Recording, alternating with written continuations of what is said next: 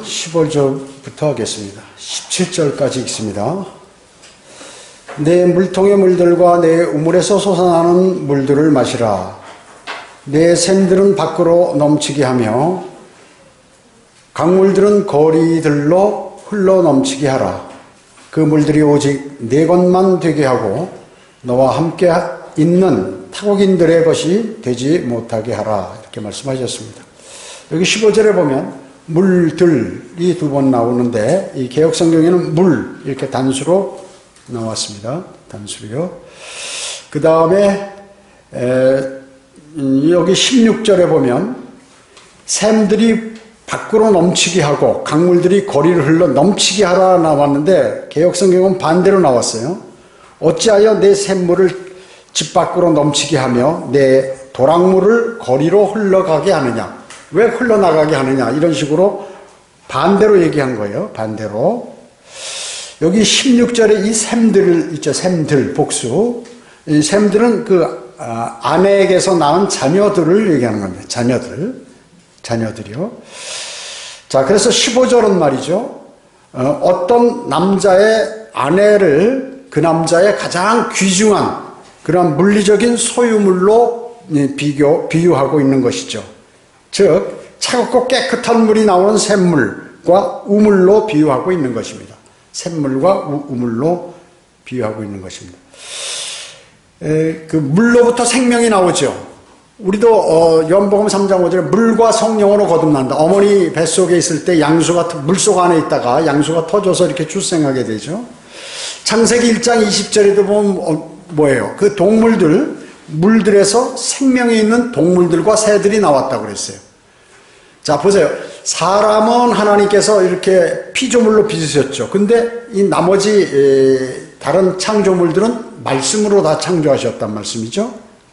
그래서 먼저 동물들과 또 새들이 물속으로부터 나오고 그 다음에 사람이 뒤에 등장하게 되는 것입니다. 또 베드로전서 3장 7절에는 아내를 그릇이라고 비유했어요. 그릇이라고. 특히 솔로몬의 노래 4장 12절에 보면 나의 누이 나의 신부는 잠겨진 동산이요 닫혀진 우물이며 봉해진 샘이로다. 이렇게 말씀하고 있는 것입니다. 자, 그러니까 닫혀졌다고 하는 것은 실질적으로 신부로서 이제 우리 새 예루살렘에 우리가 가게 되잖아요. 새 예루살렘. 새 예루살렘 보면 하나님으로부터 뭐가 흘러나옵니까? 그 물들이 흘러서 생명의 강이 흐르죠. 생명의 강이 흐르게 됩니다. 또 새 예루살렘의 성벽은 대단히 높아요. 요한계시록 21장에 보면 대단히 높습니다. 뭐 아파트 한 15층 정도 이상 되는 그런 높이로 이렇게 성벽이 둘러싸여 있죠. 그러니까 단단하게 문이 이렇게 잠겨져 있는 것이죠. 그래서 그 성벽에 아무나 들어오지 못하도록 그렇게 되어 있습니다. 이 솔로몬의 노래 4장 12절은 영적 관점에서 그리스도인은 자신의 주님께 끝까지 신실해야 된다 그 얘기죠.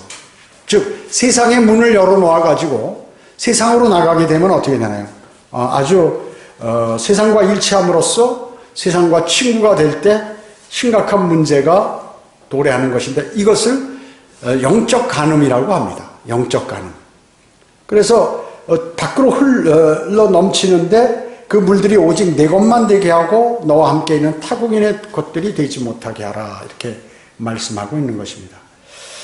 말하자면 그리스도인의 여러분 우리의 그리스도인은 신부죠. 신랑은 누굽니까? 예수 그리스도죠. 그런데 신부가 집 밖으로 나가서 계속해서 나가 돌아다니면 주님께서 서운해 하시는 것이죠. 그러니까 남편을 무시하고 밖으로 돌아다니는 것이죠. 그런 의미에서 이제 샘들이 밖으로 넘쳐나는 것은 풍성한 은혜 그리고 복음과 진리 이런 것들을 넘쳐나는 것은 필요하지만 또 많은 자녀들이 하나님의 자녀들이 세상에 꽉 차게 하는 것은 좋다는 그런 의미지만 또 하나 이제 닫혀진 것들은 뭐냐면 세상과 일치하지 못하도록 하는 것. 또 그리스도인이 주님을 끝까지 신실하게 지키는 끝까지 신뢰하는 믿음을 지키는 그러한 내용이 되겠습니다. 그래서 17절 보시면 그 물들이 오직 내 것만 되게 하고 너와 함께 있는 타국인들의 것이 되지 못하게 하라. 이렇게 말씀하셨습니다. 근데 이거를 이제 즉 다른 아내를 쓰지 않고 자기 아내에만 충실할 것을 말씀하는 것이기도 하는 거예요. 남자들이 자기 아내하고 행복하게 이렇게 살아야 되는데 다른 데 눈길을 주고 이렇게 하는 것을 금한다 하는 그러한 말씀도 되겠죠. 그 아내가 밖으로 나가는 걸 얘기하는 게 아니에요. 오히려 남자들이 그런 일들을 하는 것을 막아야 된다, 하지 말아야 된다 하는 그러한 의미이기도 하는 것입니다. 교리적으로 보자면 영원히 멸망치 않고 주 예수 그리스도의 손에서 그리스도인을 뺏어갈 수 없다 하는 것을 말씀하는 것이고, 그것은 굳게 닫혀져 있고 봉해져 있다. 그가 무슨 일을 하든지 구원을 절대로 잊어버릴 수 없다라는 그러한 말씀이 여기 내포되어 있는 것입니다. 여러분은 어떻습니까? 그리스도의 몸은 성전이죠. 우리의 몸은 성전입니다. 그런데 이 우상들로 성전을 채워서는 안 된다 그 얘기죠. 우상들로 성전을 더럽힐 수 없는 것이죠. 만약에 더럽힌다면 하나님께서 어떻게 해요? 그 성전을 멸하신다고 성경은 말씀하고 있어요. 고린도전서 3장 17절에서. 그 멸한다는 말씀은 뭘까요? 이제 더 이상 죄를 짓지 못하도록 이제 숨을 걷어가신다 하는 것이에요. 생을 마감하게 된다 하는 것입니다. 계속해서 그 성전을 더럽히게 돼. 그 더럽힌다는 게 뭐예요? 죄를 계속해서 짓는 것이죠. 죄의 자백 없이 지속적으로 그 죄를 짓게 되면 이제 주님께서 하늘나라로 빨리 데려가신다 하는 것입니다. 더 죄를 많이 짓지 않게 하기 위해서 그런 것입니다.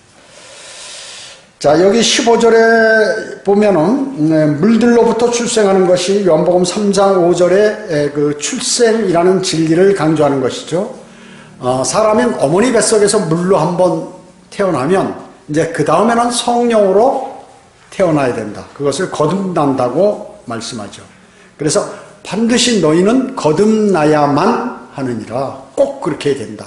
꼭 그렇게 안 되면 어떻게 된다고요? 영원한 멸망으로 가게 된다는 것입니다. 아까도 말씀드렸지만 여기에 그 샘들, 이것은 이제 자녀들을 얘기하겠죠. 아내에게서 낳은 자녀들을 말하는 것입니다. 그래서 여기에서는 크게 두 가지를 홍계하는데, 자기 자신의 아내를 쓰고 다른 사람이 그녀를 쓰지 못하게 하라. 그러니까 자기 아내도 다른 남자와 관계를 맺지 못하도록 하라는 것이죠. 그런 게 하나 있고, 두 번째는 뭐냐 하면 화살통에 화살이 많은 것. 이건 이제 자녀들이거든요. 자기 자손들로 거리와 세상을 가득 채우라. 이 말씀이 뭐예요? 하나님의 자녀들로 이 세상을 가득 채우라는, 여러분이 복음과 진리를 전파해서 많은 사람들이 구원을 받고 하나님의 자녀가 될 수 있도록 그렇게 하라는 두 가지, 즉 영적 자녀들을 여기서 얘기하는 것이에요. 영적 자녀들이 세상에 가득 차도록 그렇게 하라 하는 의미가 내포되어 있습니다. 그런데 이 개혁성경의 모체, 변개된 성경의 모체는 그 오리겐 있잖아요. 그 사람은 뭐냐 하면 그 중에 하나만 주장하는 거예요. 1번만. 자기 아내를 쓰고 다른 사람의 그녀를 쓰지 못하게 하라. 그렇기 때문에 개혁성경을 그렇게 변개시켜버린 것이에요. 흘러 넘치도록 하라고 그러는데, 흘러 넘친다는 건 이건 잘못된 것이다. 그래가지고 흘러 넘치지 못하게 하라 하는 의미로 성경을 기록했다. 그 얘기죠. 그러니까 하나만 알고 둘은 모르는 사람들이 성경 변개자들이에요. 그래서 성경을 고치게 되는 것입니다. 18절 보겠습니다. 18절로 20절 보면, 내 셈으로 복을 받게 하고 내 젊은 날의 아내와 더불어 기뻐하라. 그녀로 사랑스러운 암사슴 같게 하고 우아한 노루 같게 하라. 너는 그녀의 가슴을 언제나 만족하게 여기며 그녀의 사랑으로 항상 기뻐하라. 내 아들아, 어찌하여 네가 타국 여인과 더불어 기뻐하며 타국 여자의 품을 안으려 하느냐. 이렇게 말씀하고, 이게 실질적인 내용도 되죠. 이게 자신이 결혼했으면 자기 아내에게 잘해주고 아내를 높이고 또 이렇게 여러 가지 도와주고 아내는 약한 존재 아니에요. 그러니까 그렇게 해주라는 그러한 의미가 있는 것이죠. 그리고 다른 데 가서 다른 여자를 넘보지 마라 하는 그런 의미가 여기에 내포되어 있고, 또 뿐만 아니라 이제 믿음을 견지했으면 세상과 짝하지 말라 하는 것이죠. 구원받았으면 그 우상을 섬기면서 주님을 바라보고 그 신부가 신랑을 바라보면서 믿음 생활을 해야 되는데, 세상을 기웃대고 세상을 부러워하고 이러한 일들로 인해서 이제 신랑이 화나지 않게 하라 하는 그러한 말씀도 내포되어 있습니다. 히브리서 13장 4절에 보면 혼인은 모든 면에서 귀한 것이니 침상을 더럽히지 않게 하라. 음행하는 자들과 간음하는 자들을 하나님께서 심판하시리라. 이렇게 말씀하고 있습니다. 예, 혼인은 누가 제정하셨나요? 하나님께서 제정하셨어요. 하나님께서. 그런데 어떻습니까? 로마 카톨릭의 교황과 신부들은 결혼 안 하잖아요. 결혼을 금하고 있는데, 이것은 디모데전서 3장에 나오는 그 감독의 자격 조건이 있어요. 거기 뭐가 나? 한 아내의 남편. 이 두 가지, 한 아내의 남편이라는 것은 두 가지 뜻이 내포되어 있습니다. 이거는 감독은 결혼한 사람만이 가능하다 그 얘기죠. 결혼한 사람. 두 번째는 뭐냐면 아내를 여러 명 둔 사람은 감독이 될 수 없다는 것이. 만약에 아내가 가출해서 아내가에게 이혼당해가지고 다시 결혼한다면 그건 관계없지만, 현 상태에서 두 사람의 아내를 갖고 있는 것도 안 되고, 결혼하지 않은 사람은 목사가 될 수 없다는 그런 얘기예요. 그러니까 한 아내의 남편이어야 된다. 그런데 어떻게 해요? 교황과 신부들은 전부 총각이란 말이죠. 자격 없는 사람들이죠. 비성경적이에요. 그것은 바로 그들이 마귀들의 교리를 실행하고 있는 것입니다. 마귀들의. 여러분, 간음은 성경에서 간음이라 하면은 결혼한 사람의 불륜을 간음이라고 해요. 그 음행이라 그러면 결혼하지 않은 자가 무슨 창녀촌에 간다든지 다른 여인하고 이렇게 무슨 관계를 맺는다든지 했을 때 그걸 음행이에요. 간음과 음행 이렇게 차이를 둡니다. 성경에서는. 그래서 성경에서 얘기하는 혼인은 무엇을 얘기하나요? 무슨 결혼신고라든지 결혼식이라든지 이런 것을 혼인이라고 하지 않고 육체적인 결합을 하면 그건 혼인한 것으로 그렇게 하는 것입니다. 육체적인 것. 그래서 창녀와 결혼하면 자기도 동일한 그러한 그 일에 동참하게 되는 것이죠. 주님께서 성경에 그렇게 말씀하셨죠. 예. 그래서 20절에 보면 20절에 내 아들아 어째 내가 타국 여인과 더불어 기뻐하며 타국 여자의 품을 안으려 하느냐. 기뻐하다 보면은 좋아한다 얘기죠. 만나는 거 좋아하고 자주 접촉이 있게 되면 이제 문제가 발생하게 되는 것입니다. 자주 만나고 교제하면 이제 믿음 없는 여인과 그렇게 되면 자기도 어떻게 믿음 없는 그 사람으로 바뀌는 거예요. 왜 이스라엘이 타국 여자들과 결혼하지 말라고 하나님께서 명령했나요? 이스라엘 백성들에게. 지금 이스라엘 백성들은 말하자면 하나님 모두가 하나님의 백성들이에요. 하나님의 백성들. 그들은 우상을 생각하지 않아. 아예. 우상을 섬기는 사람 있으면 바로 거기서 돌로 쳐 죽여서 쫓아내든가 돌로 쳐 죽이는 거예요. 그래 거기 있는 사람들은 전부 오직 하나님, 세상에 한 분이신 하나님만을, 전지전능하신 하나님만을 섬기는 백성들이라 그 얘기죠. 그런데 이렇게 주변에 보니까 예쁜 여자들이 있어요. 외국에.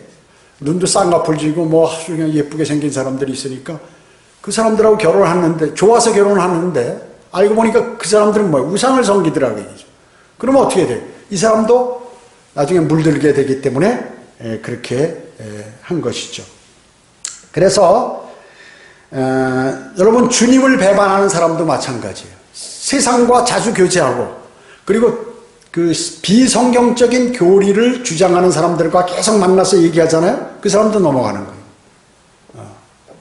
그래서 그 사람도 넘어가 버리는 것입니다. 그렇기 때문에 주님을 배반한 사람들과 교제하면 그 배반했던 건 뭐예요? 믿음이 파손. 배가 바다를 항해하는데 지금 목적지를 향해서 하고 있는데 배가 부서져 버렸어요. 그럼 어떻게 다 죽잖아요. 바다에서. 누가 구출해 주지 않으면, 무슨 큰 배가 와서 구출해 주지 않으면 그 망망 바다에서 배가 부서져 버리면 어떻게 죽는 수밖에 없는 거예요. 뭐 이렇게 거기서 널판지를 하고 그 위에 올라서 있다 하더라도 계속 굶어버리고 물속에 있으면 사람이 어떻게 체온이 떨어져가지고 죽어버리게 되죠. 그러니까 실질적으로 파선한 것과 마찬가지예요. 그래서 성경에 파선이라는 단어가 많이 나옵니다. 배가 부서져 버렸다. 끝났다. 끝났다. 영적으로 끝났다는 거예요, 그게요. 그러니까 수많은 사람들이 이거를 그냥 대수롭지 않게 생각합니다. 주님을 섬기고 주님의 구원받은 그리스도인이 주님을 바라보고 주님을 바라보면서 순례길을 가는 것이 얼마나 중요하고 귀중한 일인지를 모르는 사람들이 많이 있어요. 이런 것들은 제도권 교회에서는 전혀 얘기를 안 해요. 그냥 행복하고 좋은 얘기, 기쁘고 항상 출세하고 뭐 좋은 일만 생기고 이런 그래서 나에게 나쁜 일이 생기면 야 이걸 얘기하거나 누구에게 기도를 부탁하면 나를 우습게 나는 하나님께 복을 못 받은 사람으로 알기 때문에 말을 안 해. 전부 좋은 얘기만 하는 거예요. 전부 좋은 얘기만. 구원파들도 마찬가지죠. 그러니까 좋은 얘기하는 사람으로만 겉으로 다 보여지려니까 어때요? 가식적이죠, 사람이 다. 실제는 나쁜 일이 있는데, 나에게 벌어지고 있는데. 여러분 보세요. 사람에게는 돈이 아무리 많고, 그 다음에 권력이 있고, 좋은 환경에 있다 하더라도 인간은 이 세상에 고생하려고 태어난 거예요. 고통과 어려움이 다 있는데, 그거 없는 척하고 가리고, 교회 가서 항상 기쁜 소식 성교회 그러잖아요. 그러니까. 박옥수나 뭐 이런데 그러니까 거기 온 사람들은 절대 나는 괴롭다, 힘들다 이런 얘기를 하면 하나님의 인도하심을 받지 않고 구원의 기쁨을 갖고 있지 않은 사람이라고 생각하는 거예요. 그러니까 모든 그 체제가 그렇게 돼 있어요. 그러니까 그 체제가 가식적인 열매만 나오게 된다. 가식적인. 그래서 그라시아스 합창단이라고 유명하잖아요. 전 세계로 돌아다니면서 연주하고. 그러니까 처음에 그런 걸로 해서 이제 재정이 많이 모이니까 돈을 많이 들여서 최고의 아티스트를 뽑아가지고 쫙 해서 평생 그 직업만 하도록 만들어서 전 세계 무대 뛰게 하니까 아티스트는 좋다고 얘기죠. 그런데 한번 그래서 약 100여 명으로 합창단 그 다음에 연주회 하는 그러한 사람들 바이올린, 비올라, 첼로, 플룻 무슨 이런 것들을 쫙 채워가지고 한 100여 명. 대단하죠, 100여 명이면. 그러니까 이제 지금 제도권 교회, 큰 교회 합창단들 여러 개 있잖아요, 여러 팀들이. 거기는 200명, 300명도 있습니다. 솔로몬 시대 그거 흉내 내느라고 지금 그렇게 하는 것이. 그러니까 지금 이 교회 시대는 말이죠. 그렇게 사람들의 눈에 보이거나 무슨 어떤 체육관에서 으쌰으쌰해서 되는 그런 것이 아니거든요. 이미 지금 현재 라오디케아인들의 교회 시대는 가짜들로 사탄의 교회나 가짜들로 가득 차게 돼 있는 것이에요. 그래서 그것이 모든 형식을 가지고 사람을 띄워가지고 자신이 믿음이 좋은 것으로 착각하고 마귀가 나중에 멸망으로 던져버리는 것이거든요. 그렇기 때문에 사람들은 무엇인가 자기신이 큰 교회에 사람이 많이 있는 교회, 또 유명한 사람이 많이 다니는 교회, 또 이런 큰 합창단이 있는 교회 다닌다는 것을 자긍심으로 생각하는 것이에요. 근데 그 믿음하고 아무 관계가 없어요, 사실은. 하나님께서 말씀하신 그 말씀들하고 아무 관계가 없다가 되죠. 왜 그러면 하나님이신 예수 그리스도께서 이 땅에 오셨을 때 솔로몬 성전보다 더 큰 성전을 만드셔가지고 거기서 왕관을 탁 쓰시고 전 세계의 모든 왕들이 지금 교황한테 가듯이 왜 이렇게 몰려들지 않았냐 그 얘기죠. 그거 한번 생각해 보시면 돼요. 성경에서 가장 훌륭한 그리스도인이라고 하는 사도 바울이 말이죠. 사도 바울이 왜 이렇게 많은 고난을 받았나? 그 사람 고난 받을 이유가 없어. 주님을 섬기지 않으면. 그러니까 그 고난이 얼마나 값진 것을 사람들이 알지 못하도록 한다. 그래서 구원파 교리 갖고 있는 무슨 이런 비슷한 사람 종류의 교파들이 많이 있어요. 그런 사람들도 다 그런 동일한 것이에요. 그래서 죄에 대해서 고난을 받는다, 힘들다, 그런 소리 들으면 짜증나는 거예요. 짜증나는 거예요. 그러니까 교회 그런 거 뭔가 가면은 뭔가 나도 뭐가 될 것 같고 막 이런 것들로 가득 찬 거죠. 성령님은 그렇게 인도하지 않으세요. 성령님께서는 인간들은 어차피 고통과 고난과 어려움 속에 있기 때문에 그 어려움을 가운데서 기쁨을 얻도록 해주시는 것이에요. 힘든 가운데서도 주님을 사랑하고 주님이 나를 예의주시하고 계신 것을 내가 알고 또 내 어려움을 주님께 간구드리면 주님께서 거기에 같이 힘들어하시고 슬퍼하시고 힘들어하시고 그러면서 그것을 도우시는 것을 아는 이러한 하나님의 인도하심을 여러분들이 찾을 수 있어야 돼요. 그 사람은 믿음이 변치 않아요. 그러나 구원받처럼 으쌰으쌰 하다가 만약에 그 환경에서 벗어나면 그 사람은 바로 쓰러져요. 바로 쓰러져 버립니다. 마귀의 밥이에요. 그러니까 마귀들은 그런 대로 사람들을 몰아버려요. 뭐 여의도 순복음교회, 여기 우리 서울에 여기 청주에도 있잖아요. 중앙순복음교회 뭐 이런데 뭐 어마어마하게 건물이 크죠. 사람이 많으니까 헌금도 많이 거쳐서 재정이 풍성하죠. 그러니까 뭐 그런 합창단도 만들고 그러는데 그 합창단들이 뭐 하느냐. 무슨 뭐 옛날에 중세의 그 유명한 음악가들이 부었던 그런 그 비성경적인 내용도 다 하는 거예요. 가서. 뭐 크리스마스 칸타타라든지 뭐 이런 거, 오페라 같은 거 막 이런 것들을 하는데 아베 마리아. 이 로마 카톨릭에서 만든 거거든요. 그런 것들을 쫙 학교에서는 그런 걸 가르치잖아요. 음악할 때. 중세 유명한 그 음악가들이 전부 그 로마 카톨릭의 영향을 받아서 그 음악을 클래식을 했잖아요. 물론 아닌 것도 좀 있지만 그렇게 한단 말이죠. 그렇기 때문에 세상 사람들이 좋아하는 그것을 거창하게 만들어버리면 사람들이 계속 모이는 거예요. 여러분 어떻습니까? 이런 절 같은데 이상한 불상, 특이한 불상, 나무로 만들었는데 가장 오래됐고 큰 것이 있다 그러면 사람들이 거기 벌떼처럼 몰려요. 야, 어느 교회는, 어느 절에는 그 부처의 사리가 거기 보관돼 있다. 몇 년 전에 부탄에서 발견된 무엇을 갖고 와서 이렇게 해가지고 막 기록해서 관안에다 라이트를, 조명을 쫙 비춰놓으면 사람들이 그 절에 많이 가는 거예요. 그 다음에 어느 교회에 무슨 유명한 사람들도 많이 다니고 어느 목사가 대단히 유명한 목사다. 아, 그 사람은 하나님이 인도하신 사람이야. 세상 사람들이 평가할 때. 그러면 사람들이 어떻게 해요? 글로 몰리는 거예요. 그래서 그런 쇼들을 하게 되고 계속해서 그 길로 가는 거예요. 그건 진리가 없어요. 진리가 없어요. 그래서 여러분들 그걸 아셔야 되고, 자, 여기 21절에 보겠습니다. 그만하고요. 21절. 사람의 길들은 주의 눈앞에 있으니 그가 사람의 모든 길들을 살펴보시느니라. 여러분들의 길은 주님이 딱 보고 계신단 말씀이죠. 그분은 인간에 관해서 모든 것을 알고 계세요. 모든 것을 알고 계십니다. 그래서 하나님께서는, 즉 창조주께서는 자신의 모든 작품을 보고 계시는 거죠. 이렇게. 그러니까 우리 인간이 생각할 때 어떻게 이 많은 그리스도인들을 다 일일이 보고 계실까? 또 그 마음속까지 보고 계실까? 동시에 기도해도 다 들으실까? 아, 다 하시죠. 그건 우리 생각이죠. 주님은 다 그렇게 하신다, 그게. 그들의 특성, 반응, 행위, 활동, 길들을 관찰하시고 그 인간의 마음속에서 나오는 그러한 생각들, 동기, 의도, 욕망, 계획 모든 것들을 다 알고 계신다. 그래서 분명히 그런 것들을 꿰뚫어 보시는데 하는 것이죠. 우리가 이제 죽거나 들림받을 때는 그분께 모든 것에 관해서 설명해야 돼요. 자신에 관해서 하나님께 설명해야 되리라. 설명해야 하는 것입니다.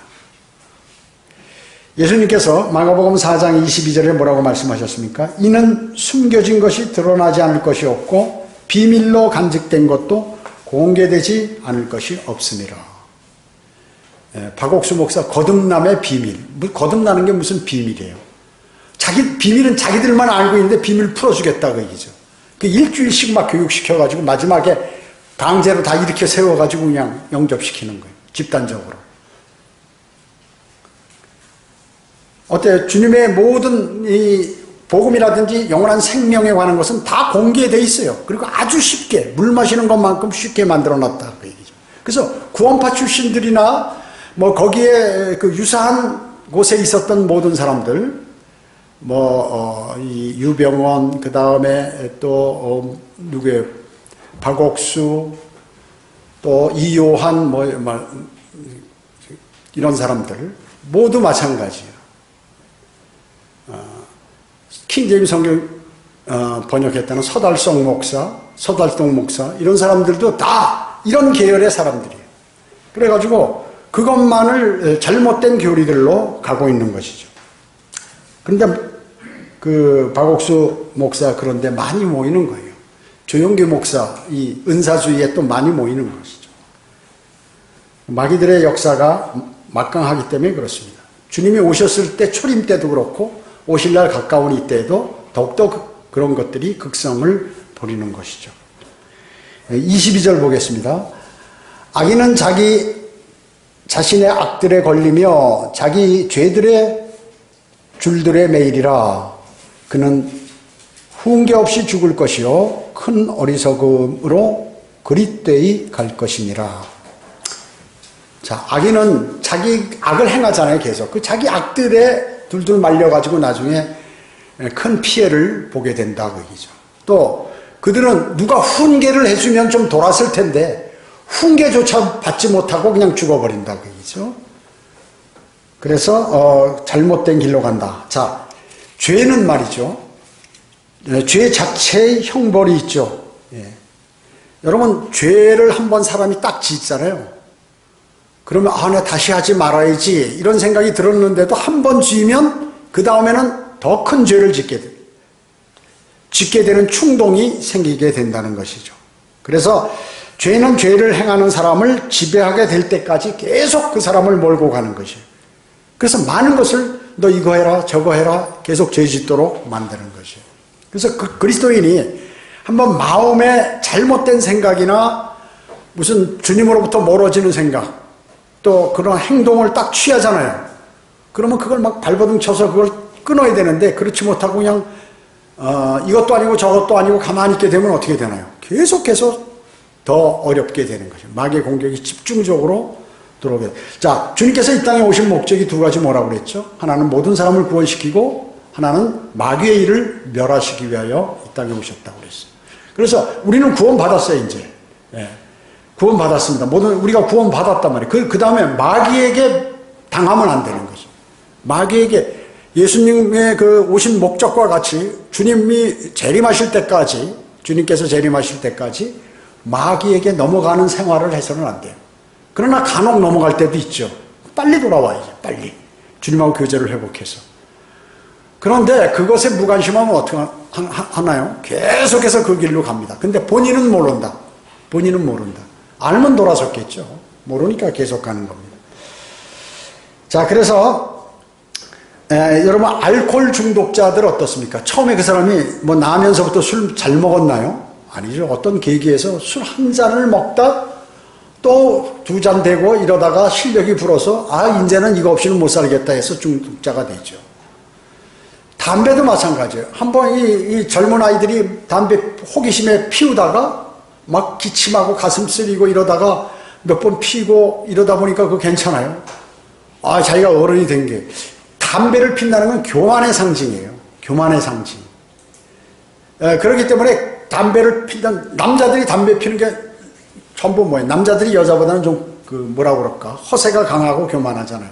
그 담배를 여기다 탁 끼고 보는 데서 이렇게 하는 거예요. 그게 뭐냐면 내가 상당히 강한 사람이다라는 걸 보여주는 거. 허세거든요, 그게.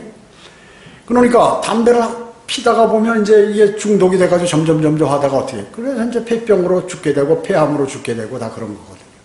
결과가 그걸로 간다, 그 얘기죠. 그 말씀이에요. 죄를, 그 성전인데, 만약에 그리스도인이면서도 계속 그 짓을 하면 어떻게 되나요? 나중에 이제 그것 때문에 생명을 버리게 되는 것이 위험하게 되는 것입니다. 폐암으로 입원한 사람은 그 사람도 처음에 딱 한 대만 피워보게 되는데 이제 그렇게 시작했는데 폐암으로 끝나버리는 것이죠. 죄는 육체의 반응을 원하죠. 육체의 반응을 원합니다. 그래서 점점 죄에 깊숙이 빠지게 되는 것입니다.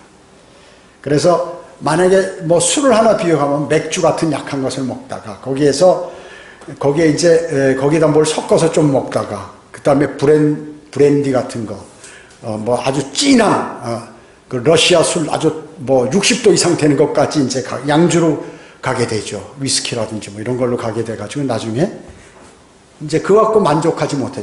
그 이제 취한 그 기분에 그것을 먹으면 내가 기분이 좋다. 평소에 기분이 나쁜데 이거 술을 마셨더니 기분이 좋은 거예요. 그럼 자꾸 찾게 되죠. 기분 나쁠 때마다. 힘들 때마다, 그리고 심심할 때마다. 그러다 보면 그걸로도 만족이 잘 안 되는 거예요. 나중에 환각제를 선택하게 됩니다. 그래서 마약까지 가는 거예요. 마리아나나 무슨 밀주 이런 것들을 하게 되고 사람이 어떻게 해요? 그 사람들 물어보세요. 근데 과거에는 선량하고 나 그런 거하고 전혀 관계도 없는데 내가 이렇게 해가지고 점점 하다 보니까 이렇게 돼버렸다. 지금은 내가 나를 통제하지 못한다. 괴로워해요. 괴로워합니다. 알코올 중독자나 뭐 이런 사람들을 보면 괴로워하고. 그런데 또 술을 찾아요. 술을 찾는 거예요. 중독됐기 때문에.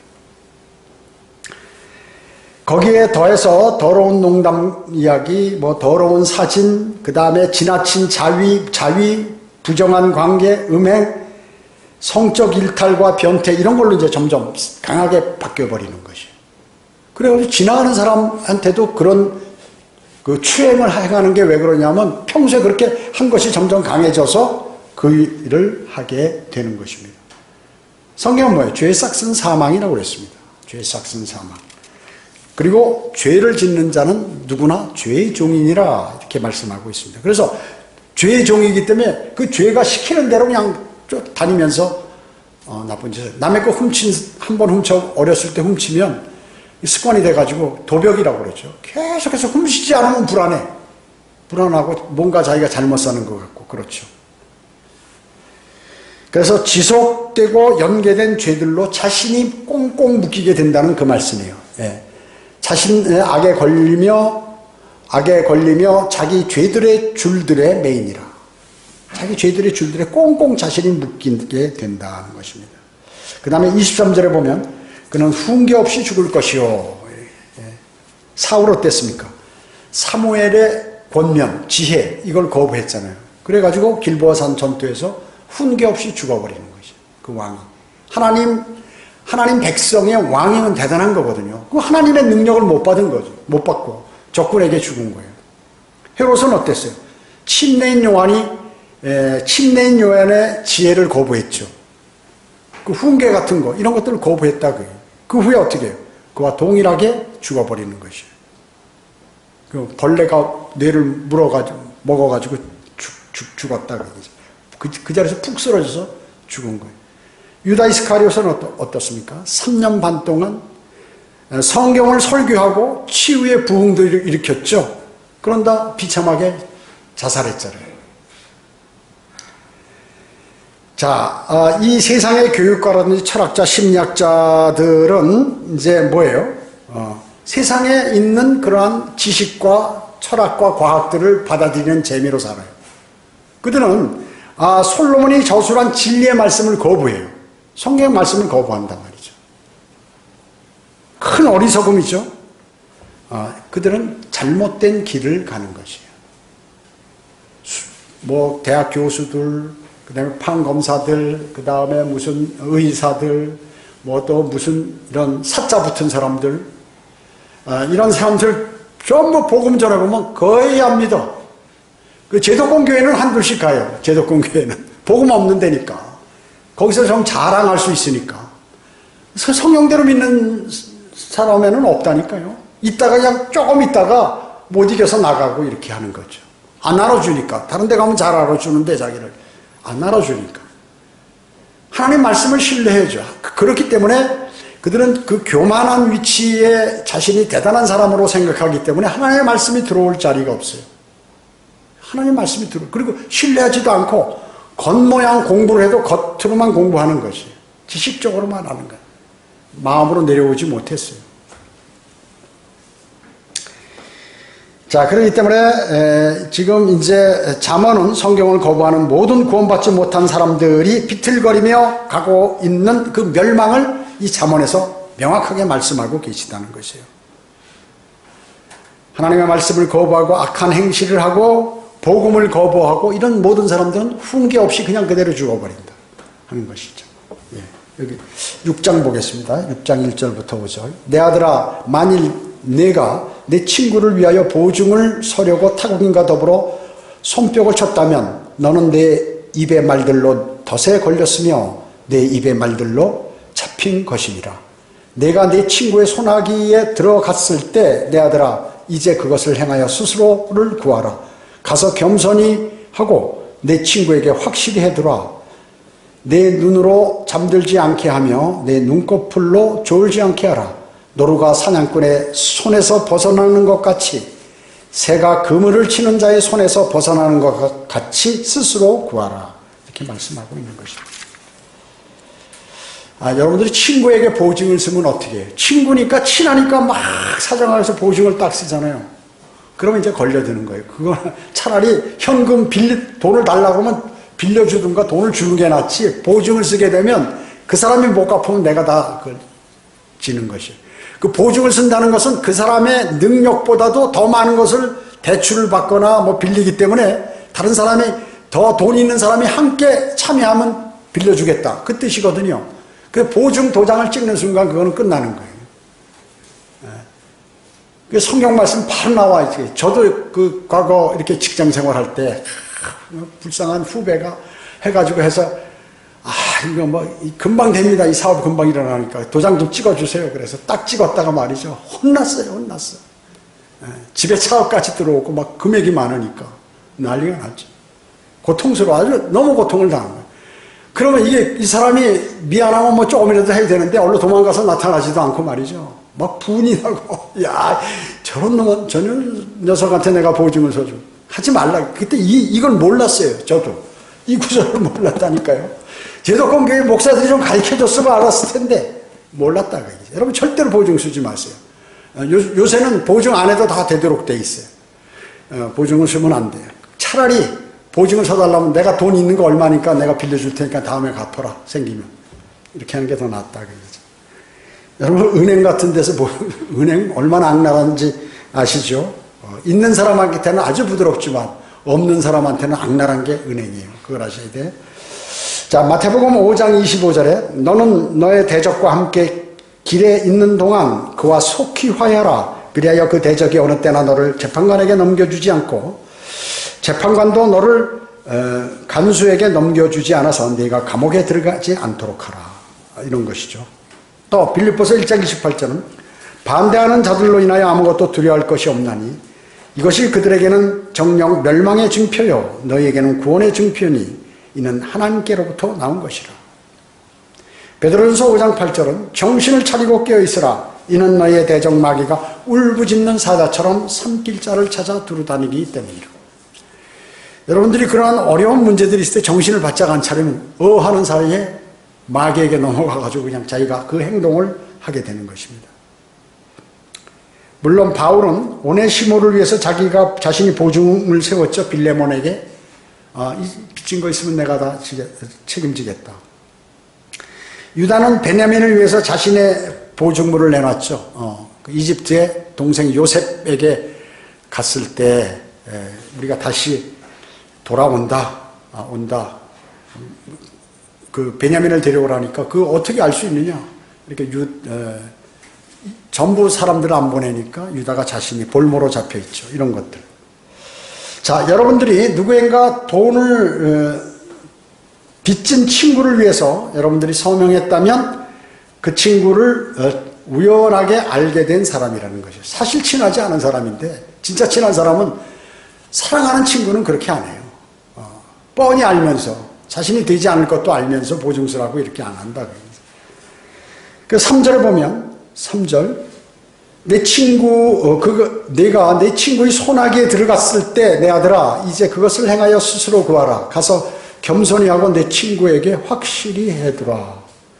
뭐 완전히 다짐 받을 수 있는 뭐 증거 뭐를 갖고 오든가 아니면 너 이거 안 하면 큰일 난다는 확인 뭐를 받아두든가 뭐 만약에 그것을 다시 파괴하고 뭘 하든가 이렇게 해서 신속히 조치를 하라 그 얘기죠. 그 친구에게 가서 정말로 나의 친구임을 확인하는 것이 중요하다.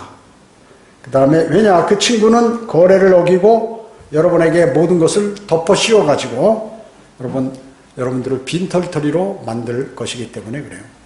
저도 가만히 생각하니까 과거에 그 사람이 나하고 친한 사람은 아니었어요. 운동은 같이 했는데 학교에 다니면서 후배로 뭐 이렇게 하도 어려운 사정을 하니까 그렇게 해버렸는데 그 말씀이 너무 정확하게 맞는 것이에요. 하나님의 말씀이요.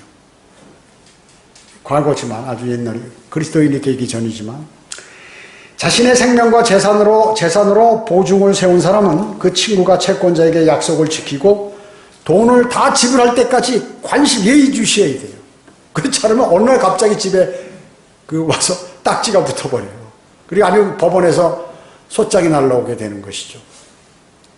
대단히 중요한 것입니다. 대단히 중요한 것이죠. 지금 여기에 말씀들은 이제 악인들의 행동이 있는데 정말로 악인들은 여러분 훈계를 받는다든지 누가 권면하는 사람이 있다면 대단히 좋은 거예요. 그러면 근데 어떤 사람은 권면을 하거나 훈계를 하면 어떻게 해요? 원수가 돼버리는 사람이 있어요. 원수가 돼버리는 사람. 그래서 훈계를 잘 들어서 그걸 자신이 바꾸거나 자기가 이렇게 자기가 앞길을 가는데 도움으로 삼으면 좋은데 지금 여기 성경은 뭐예요? 훈계 없이 죽을 것이다. 악인한테는 누가 훈계도 안 해줘. 또 하나님께서 그런 환경도 조성해 주시지 않는 것이에요. 너 한번 갈 때까지 가라. 네가 겉으로 주님을 섬기지 않고 마음으로 섬기지 않고 마음으로 섬기지 않고 겉으로만 섬기는 것 같이 했으니 넌 네 길을 가라. 훈계 안 하겠다 하고 그 길을 가도록 놔두죠. 주님은. 이게 악인이 가는 길은 주님께서 절대 막지 않으세요. 그냥 그쪽으로 가도록 놔두시죠. 그러다 나중에 멸망하도록 만드시는 것이. 자, 그래서 여기서 그는 훈계 없이 죽을 것이다. 이렇게 말씀하고 있습니다. 대단히 귀한 말씀이에요. 이거는 주님께서 우리에게 겁주는 것이 아니라 실제 이런 상황이 벌어지니까 그 전에 이미 정신을 차리고 뭔가 하나님 말씀에 맞는 합당한 삶을 살으라고 하시는 것입니다. 기도하겠습니다. 주님 감사합니다. 저희들은 하나님의 위대한 말씀을 통하여 우리 자신들이 잘못된 것들 또 그 여러 가지 관계 또 세상을 바라보는 또 악인과 유사한 사람이 되는 것을 주님께서 막으시는 것이므로 우리는 이 말씀을 마음속에 담고 주님의 말씀을 신뢰하고 주님을 바라보며 순례길을 가야 함을 말씀하고 있습니다. 또 결혼한 사람들은 가정에 충실해서 여러 가지 유혹을 받지 않도록 하라는 그러한 말씀도 내포되어 있습니다. 오늘 위대하신 말씀을 주심을 감사드립니다. 모든 은혜 감사드리오며 다시 오셔서 저희를 데려가실 주 예수 그리스도의 이름으로 기도드립니다. 아멘.